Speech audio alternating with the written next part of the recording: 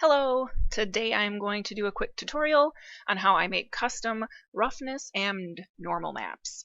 And this is going to come in extremely handy, especially if you're using headshot or you are creating some really interesting skin textures and you want some custom normal maps or roughness maps. So I'm going to go ahead and just as a demonstration, I'm going to use headshot. And I just found a picture on the internet of some man that has a lot of wrinkles and a lot of detail to his face. So I'm going to be using a photo like that. So let me go ahead and get that ready. Okay, so here is this photo of this man that I brought into headshot. I haven't really done anything yet with the settings. I just left everything as is. I did use clean soft as my skin type just because we're going to make the normal maps custom, and normally, as far as I know, changing to clean rough or anything else is basically just going to change around that normal map. So I'm going to go ahead and show you how I can make this face or use this face and make a custom normal map and roughness map. So the first thing I want to do is I'm going to go into, after of course you're done messing with all these settings, you would go into modify and you would go to the textures and you're going to open up the base color texture in Photoshop or a program of your choice. So I'm going to go ahead and launch it into Photoshop. And in Photoshop, we can zoom in on it, and obviously it's not going to be perfect right now. This is just an example. You can see how it like goes from really, smooth to his different skin here, and that's kind of a big difference. But we're not going to worry about that right now. We're really just going to focus on creating that custom normal and roughness map. So we're going to focus on the detailed parts of his face, and we're going to just, this is actually really simple and fast. So first, I'm trying to think here. Let's do a normal map first. So we're gonna go. I created an action for this because then you can just press it once and it automatically will do it for you. I'm gonna show you that really quick, and then I will show you how I created the action, and then you can make your own action. So I have my digital human actions over here. So I create a bump map first, and that is actually grayscale versus the normal, but we will make a normal because it's actually better and higher quality versus a bump map. So what I do is I just click play. And then I have just some messages. You can mess around with the different settings here, but we're just gonna continue because it looks fine. And now it creates a bump map. So this bump map we're gonna turn into a normal map, and it's gonna be really detailed. Because if you zoom in closely, you can see lots of little details here. Unfortunately, this image wasn't the best quality. I did use Topaz Gigapixel AI to make it a little bit a higher resolution, which it works well. But it's still a little bit, but you can still see some of the wrinkles, and that's where the lighter parts are on the image here. So the lighter parts are going to be more of like, I believe the lighter parts are raised, and the black parts are like more of like a hole in the face. So I know that you can see there's a few areas here that like, oops, where am I? Like this here, you probably want that to be more of depth because that's like the crease in his face, but it looks like it's white. This photo may be a little bit too drastic, but we'll just see what happens and see how it looks. But normally this method works pretty well. So you're going to take this bump map, and instead of just using it on the character, we're going to create a normal map. So what we're going to do is we're going to load up normal map online, and it's free and it works really well. And we're going to save this bump map really quick. And we're going to save the bump map, and then we're going to drag it over into normal map online into the little grayscale image here, and it's going to convert itself into a normal map. So let's drag it over, and then we're going to let it load. And then I like to zoom in here, and then bring this up, and obviously take rotation off, do a plane.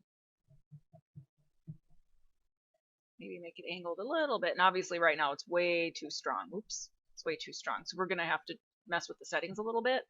And I have a setting that works really well. It's going to be strength as 5, level as 9.5, and then you leave the blur and the sharpness at 0. So this looks pretty good. We can kind of look at it a little. Oops, zoom in, zoom out a little bit, move it around. But you can see like really tiny details in there. And then yeah, it looks like that spot that I was talking about. It looks a little weird right here. You can kind of like edit that in Photoshop. You can like turn that more of like you can turn that darker instead if you wanted to. And then it would create more of like a divot. Okay, I just paused it and went in there and quickly did that, what I was talking about really quick. I just took Photoshop and I just went in there really fast. So it's obviously not going to be perfect, but now it's a divot versus not a divot. So that's how it would look. And I think these settings look pretty good. You can always mess around with the strength level, blur, and sharpness to get your perfect normal map. And keep in mind, you don't want to overdo it. You don't want it to be too much, because then it will look really it can start to look a little bit odd if you have too much normal map in there. But what I'm going to do is I'm going to go ahead and hit download, and then it's going to actually open it up directly into Photoshop, which is pretty sweet. So then if I go back over to Photoshop, I can see my normal map, and if I zoom in on it, I can see all the detail, and it looks pretty good. That's a lot of good detail here. It usually gets the, some, depending on the quality of the original image, it can get really good poor quality in there. You can always add more with Photoshop too. I've created some really awesome pour brushes actually. Since I'm in here, I might as well do that, and I can share the brush if anyone's interested. So I'm just going to find it in here.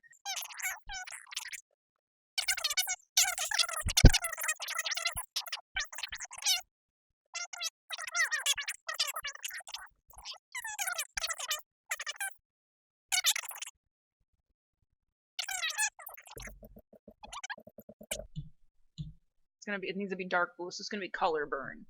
So you want it to be dark blue because that's going to be like, holes, and the darker the color, the more it's going to be more depth. So we're going to do that for now, and then I made a cool blend or layer style. So we're going to go up here, and I got to find it here.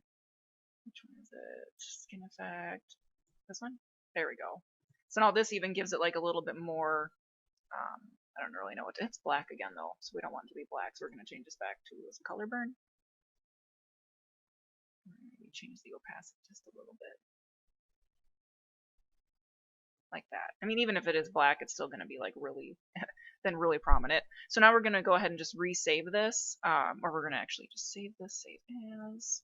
Okay, so I saved my normal map, and now we want to make a roughness map. So what we're going to do is we're going to go back up here to history. We're going to go all the way, get out of here. I'm just going to close out of this, go here. We're going to go up to history and click here and go back to our original image. Now this is where it gets a little bit, I wouldn't say tricky or anything, but it's a little bit different. So we're going to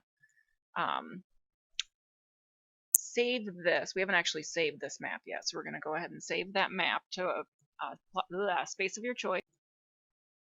Okay, so then for the roughness map, what you want to do is you want to click over here on just the default roughness, which keep in mind, you always want to try to make your own roughness map because this is going to have eyebrows, just like the default eyebrows. So if your eyebrows are in a different place, it's going to cause some problems. And also with the bump map, there are no eyebrows, so you don't get your eyebrow normal map, and that's why it's really nice to be able to make your own custom normal maps and roughness maps.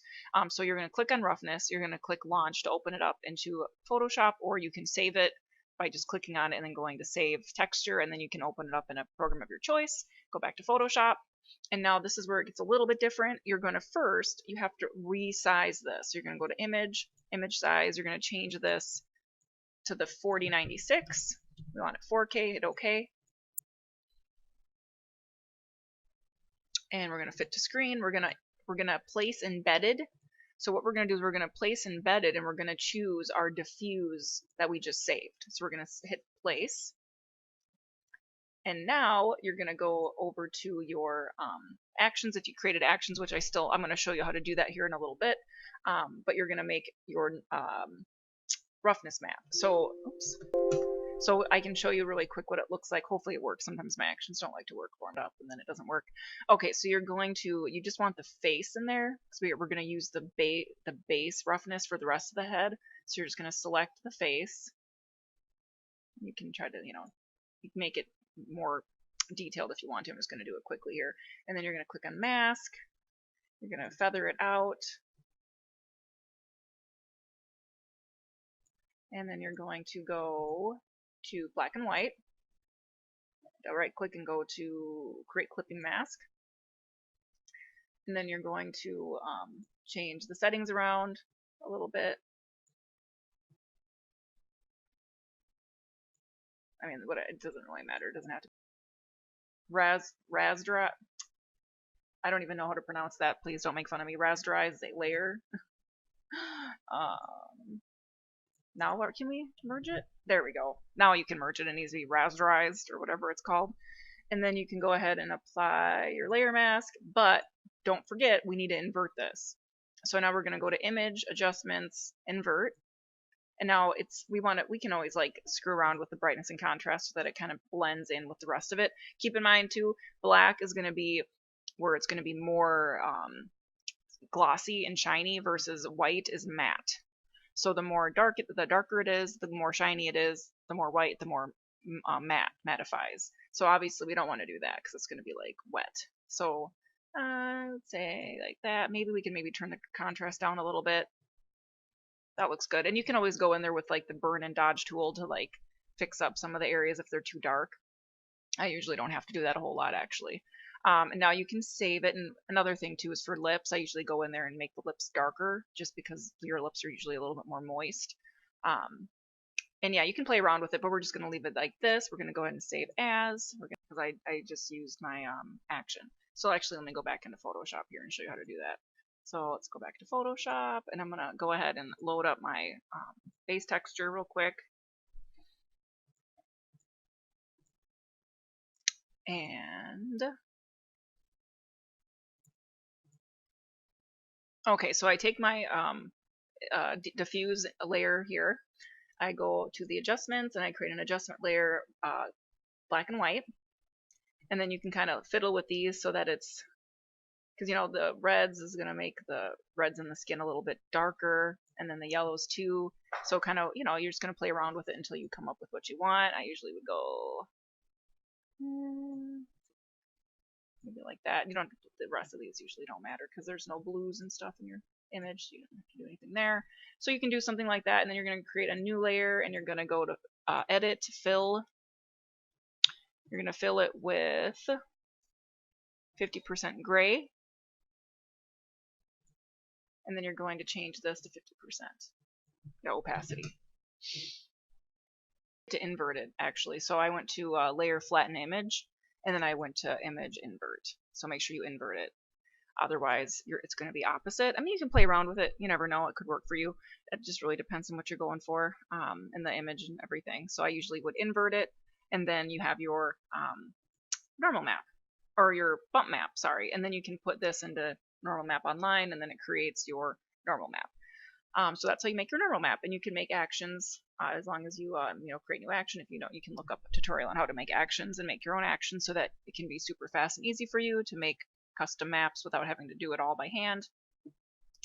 And if we go back into Character Creator, we can apply these maps. So let's see, open up these maps here. I'm going to go ahead and drag. Actually, you know what? I can show you really well. I'll show you later. So I'm going to drag my normal map onto my character and change this to a normal map. As you can see, I mean, it's very subtle, but it makes a difference. So if you zoom in a little bit, and again, the image quality isn't the best. If you go to your bump map, and then you can actually change the strength, and this is where you can see it actually works. So let's just turn it all the way down. And you know, I mean, maybe I didn't make it strong enough, but if you can make it, you can change the strength here too. So let's go all the way up to the top. So we can go 0 all the way, 0 all the way.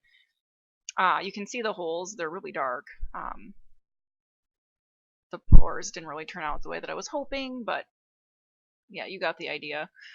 So that's the normal map. Now, if you're wondering what the difference is between a bump and a normal, when it comes to a normal, there's multiple different shades of blue. And I looked this up. I can't really explain it, but when it comes to bump maps, it's more of I really can't explain it, but it's just less. I guess it's less notice, or it's the quality is less, because I'll show you. I'll drag my bump map over here, change this to bump. I mean, you might like it better. You never know. It really depends on the person. So now so this is the difference. So that's my bump map. And it actually looks pretty good. It doesn't look terrible. So you never know. A bump map may work better for you. So let's go back to the normal again and see kind of what the difference is. So turn this all the way up. Normal. I mean, it's a difference. I can't really put my finger on it. I kind of go back and forth. Sometimes I'll use a bump map, sometimes I'll use a normal map. So that's how you make your normal and bump map, and then we can go ahead and put our roughness on the character. And okay, so when it comes to roughness with the new digital human shader, I kind of feel like the roughness that comes with the shader overrides most of the custom roughness. And I know that there's a setting down in here. First, we're going to go ahead and I like to do all the way up. Make sure we take our, this is where you're going to get the fun details, is with the normal blend map strength, because that's going to be here. And I'm going to change this to a different one. So to change the shader settings and textures here, to change that, you can just open them up here. And it will actually open up, just go back here. So there's default, reddish, and rough. We're going to try using the rough setting since he is an older man, and we're going to drag that rough over here, see what it looks like. There, give him some more roughness. Let's go ahead and change the blend map 2 to the rough one. Oh, that looks a little better. I like that better. So yeah, that made a better, more noticeable difference. And then we're going to go down here. We want to turn the micro normal strength all the way up. And then you can always mess with the, can change the, how, turn it like that maybe, 10. So that is how you do custom normal and roughness. And then I like to change the subsurface scattering to 2.5 or even all the way up sometimes. Down, up. See, you can really see the normal if you turn the subsurface scattering down. I feel like that will change a lot of, well, actually it pretty much defeats the purpose of the digital human shader actually. Right, so then that's pretty much it. So now you have your custom maps and you can play around with them, you can kind of tweak them however you like, but I feel like it works pretty well. Seeing if there's anything else here. That's pretty much all I really have for you. Hopefully this was helpful, and if you have any questions, or anything, or if you want any more tutorials on anything else, definitely feel free to contact me. Otherwise, have a nice rest of the day and Happy New Year's. It is New Year's Eve today, so Happy New Year's, guys.